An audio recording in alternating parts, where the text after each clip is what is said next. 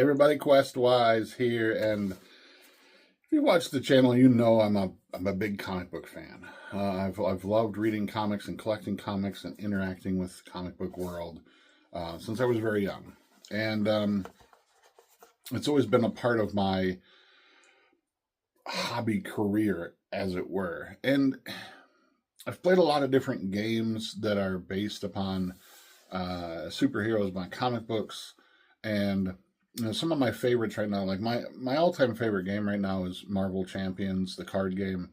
I absolutely love it. I think it's an amazing game. I can't get enough of it. I play a lot of solo most of the time when I don't have, I have some free time and nobody else to play with. I love Marvel Crisis Protocol.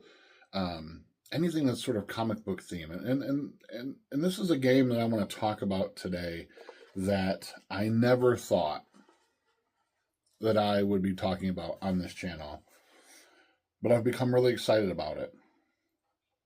And it's a game I've known about for a very long time, and I've played this game before, but I haven't played it since about 2006, if that gives you any indication as to how long it's been since I've played this.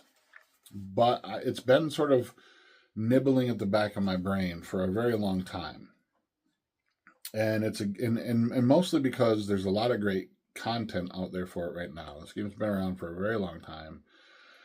But notably, there's been a guy, his name is Scott Porter, and he's a voice actor, but he also works in conjunction with WizKids Games to do videos based upon new sets that come out, and he also does some other great, really amazing events for this game.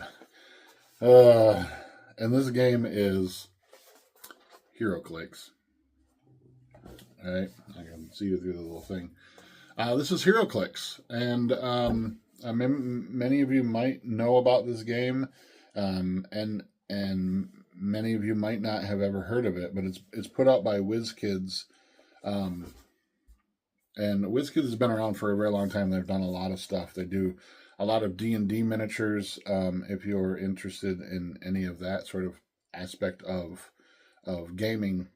And they've been in this sort of business of miniature games for a very long time, and they've been in control of HeroClix for a long time as well too.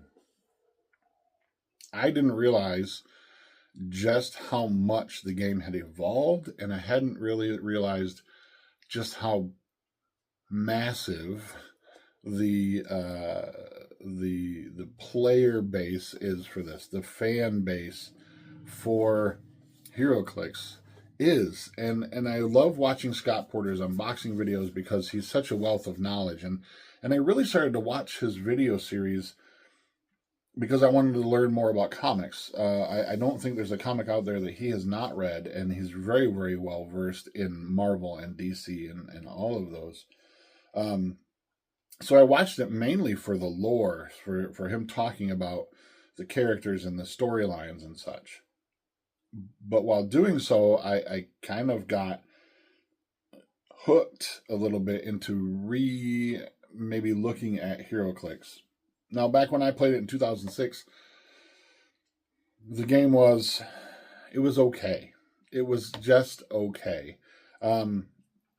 We had fun. We played a lot of the Mech Warrior version of HeroClix, which was like the BattleTech version. It was called Mech Warrior Dark Age, and played a lot of that. And we had a great time. But it was one of those games that, like, I could take it or leave it. It wasn't something that I was super invested in. But I love comic books, and especially Marvel. Marvel's always been my go-to. I've been trying to branch out more into DC Comics, but I know these characters. I've loved these characters for most of my life, and so Marvel's just always been very near and dear to my heart. So I was presented with an opportunity to get two of these boxes. They call them the miniatures game, which is sort of a board game version. I was able to get X of Swords, and I was able to get Avengers and X-Men Empire, based upon those series, X of Swords and Empire, from Marvel Comics. I was able to get these at an amazing steal. In fact, one of them was given to me sealed for my birthday by a gentleman, and it started my HeroClix journey. This game, I don't know, again, if you don't know much about the game, and I'll try to put some graphics up around here as well too, but it's a miniatures-based game, but a miniatures-based sort of board game. Oops, I dropped Wolverine. It's a miniatures-based board game, and while I love Marvel Crisis Protocol,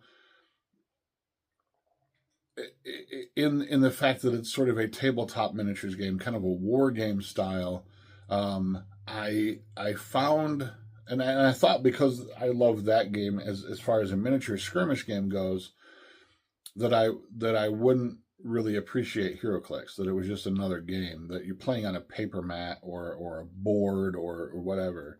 But I was pleasantly surprised by how much I really enjoyed HeroClix for a completely different reason. So I was still playing superheroes, right? I was still playing in a game that was based on Marvel Comics, which is, again, one of my favorites, but in a more of a chess-like type of style. And I was really impressed at how much this game has evolved and has changed over the years and has become much more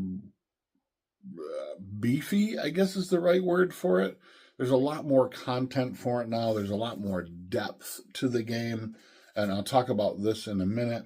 But I just wanted to show you a couple of the miniatures.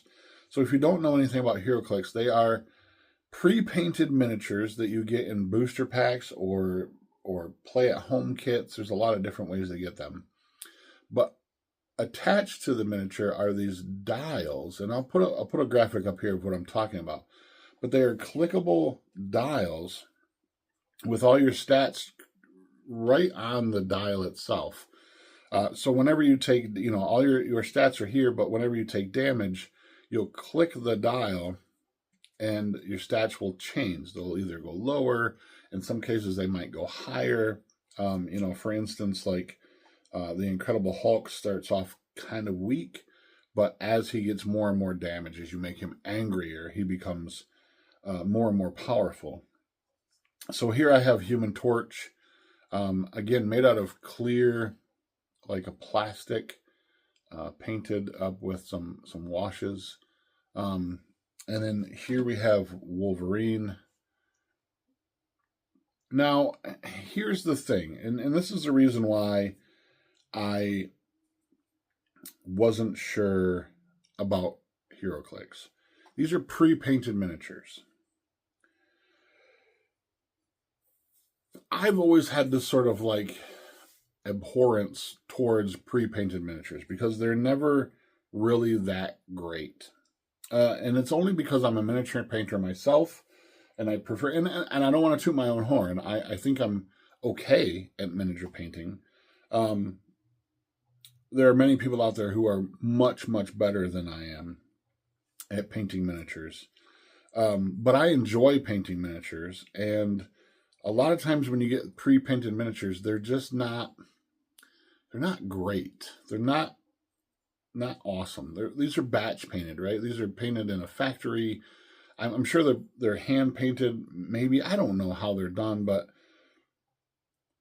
I'm just looking at Wolverine here, and I'm like, it's okay. It's okay.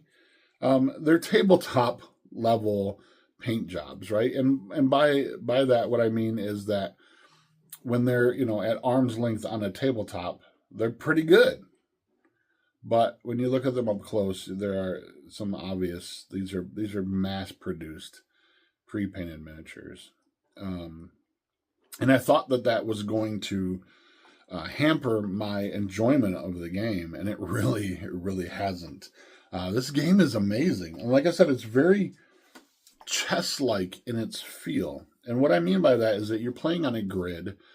These are either paper mats or what you get with the board games are tiles, like thick cardboard tiles that you slide together, much like you would get with like a board game like Zombicide.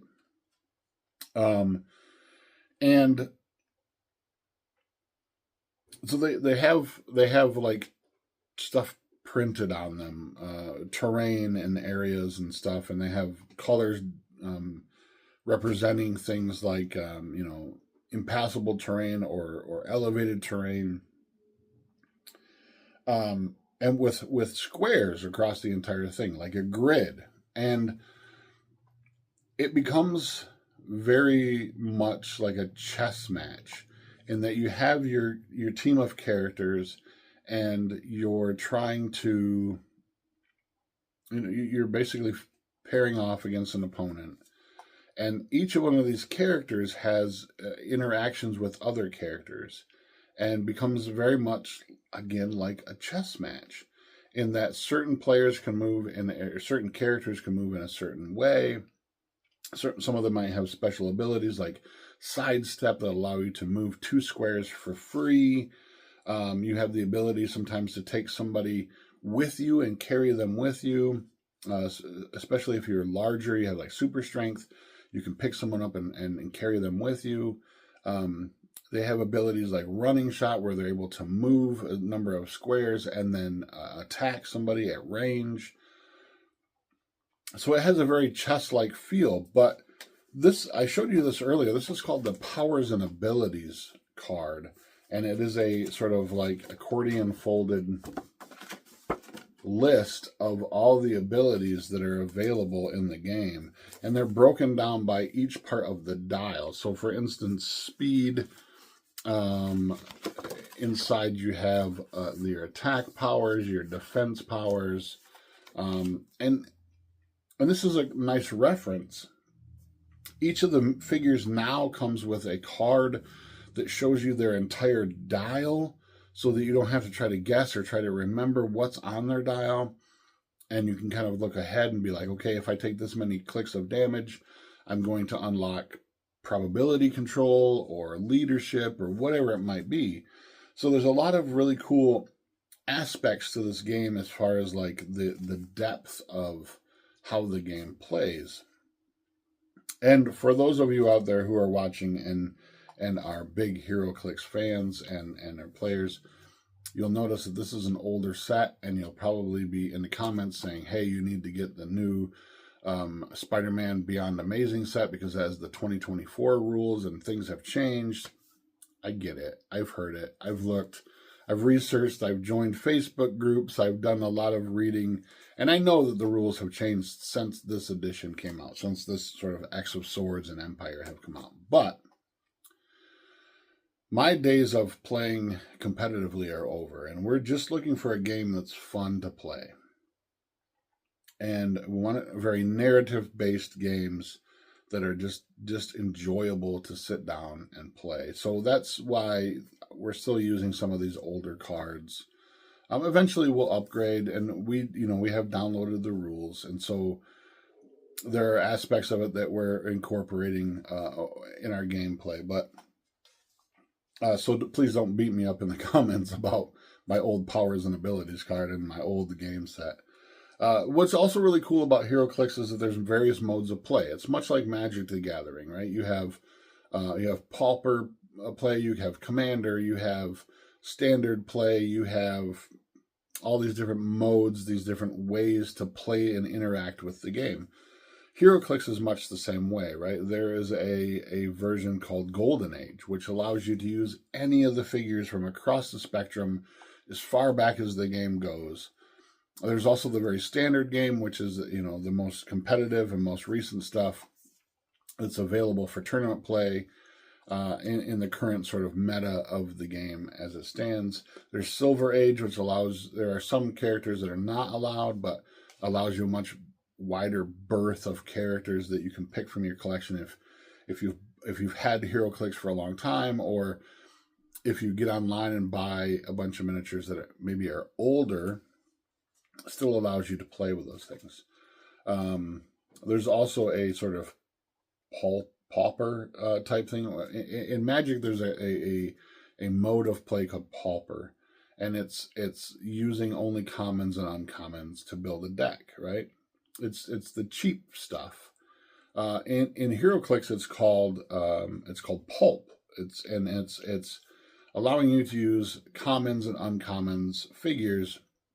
You're not allowed to use rares and super rares and chases and all this kind of stuff, the collector type stuff. It's the common stuff that you're going to find in booster packs or in play at home kits, or things that you're going to find that you buy in lots online.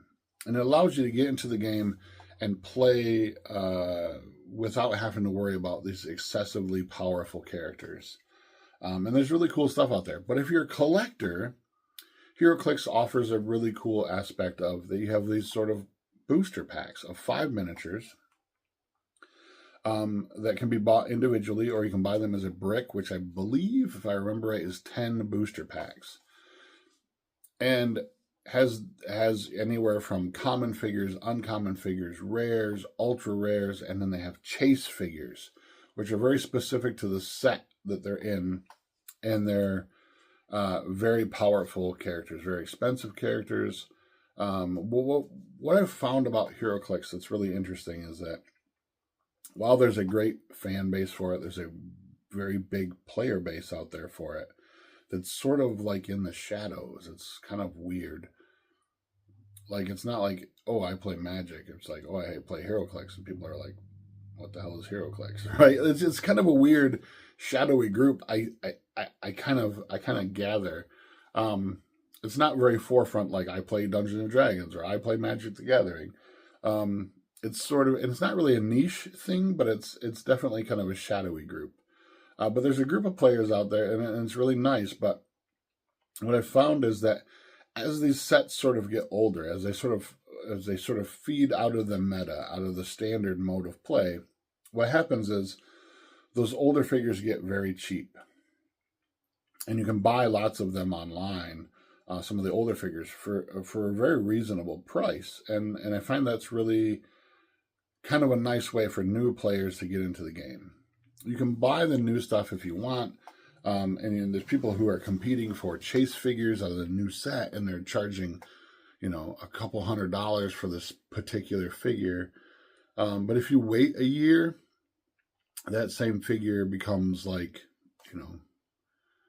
$5 or something. It's not a thing like sort of like Magic the Gathering or Pokemon, where you have a Black Lotus and 20 years down the road, it might be worth thousands of dollars. Because it's that rare and they're not printing it again.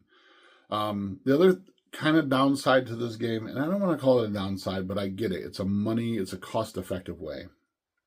Is that, say, for instance, I'll just use Human Torch because I really like this figure because it's like clear plastic. There are multiple versions of this character. So there's Human Torch from the players, the board game version. There's the Human Torch that you'll get from the like the actual booster packs and stuff. And while the characters are all different, the rules on their cards, the rules on their dials are different. Sculpt is the same. So as a cost-effective, money-saving way to make it more accessible, they'll use this same exact sculpt for different aspects of the same character.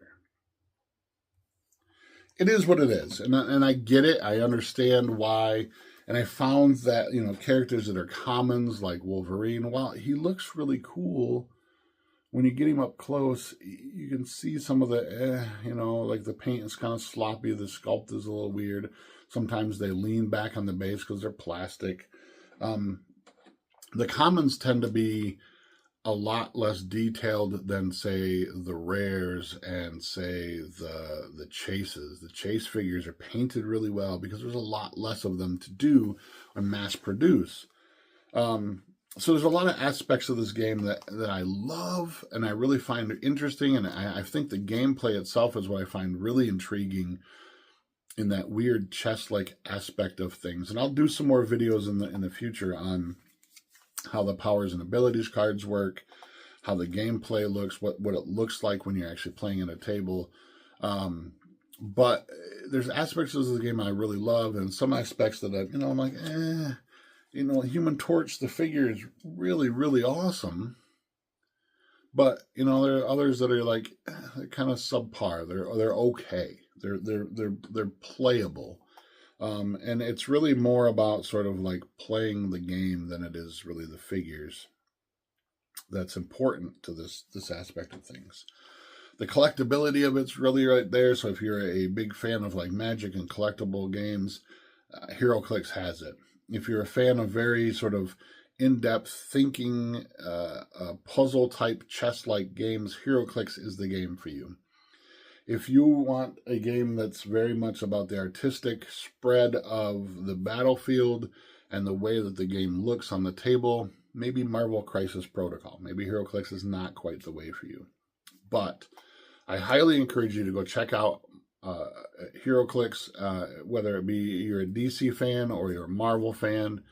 Go check them out and just take a look at it. There are play-at-home kits that are fairly cheap. I think like $20 or $30. You get a couple of figures, you get a map, you get some dice, tokens, and everything you'll need. Give it a try. I don't know that they're doing this board game version thing anymore, this miniatures game as they're calling it. This came with 10 figures, the multiple tiles for the board itself, dice, tokens, all sorts of stuff. I don't know that they're doing this much anymore. I looked into buying some like map packs, like more variety of maps to play on. Looks like they used to do neoprene mats. I'm guessing it didn't do very well for them, and they quit doing them. But you have play-at-home kits, you have booster packs, you have all these different ways to sort of interact with the game, and just check it out. I highly recommend you also check out a lot of different, if you go to YouTube and just type in HeroClix gameplay or type in HeroClix Scott Porter, you'll be able to find some really cool stuff. And even if you're not a HeroClix fan and you don't ever intend to, like I was, if you don't even intend to play HeroClix, I really highly encourage you to go check out Scott Porter's videos with his HeroClix team up with WizKids and HeroClix for Huntington's event that he does. Because it's just if you're just a comic book fan, it's enjoyable to listen to him talk about storylines and characters and see just how much knowledge he has. I've learned so much about different things just from watching his unboxing videos. So HeroClix, it's on the channel now. I didn't expect to even be talking about this game, but I'm really enjoying it. I'm really, really enjoying it. And if you're a superhero fan, you're a comic book fan, if you're a board game fan, if you're a Marvel Crisis Protocol fan or a Marvel Champions fan, I definitely recommend going and checking out even something as simple as the play-at-home kit, which is a very sort of starter kit with just 2 to 4 miniatures involved, and giving it a whirl and just seeing what the world of HeroClix is like, because who knew? But there's a thriving community behind this whole thing. So until next time, I'm QuestWise. As always, my friends, please stay safe out there. And as always, game on.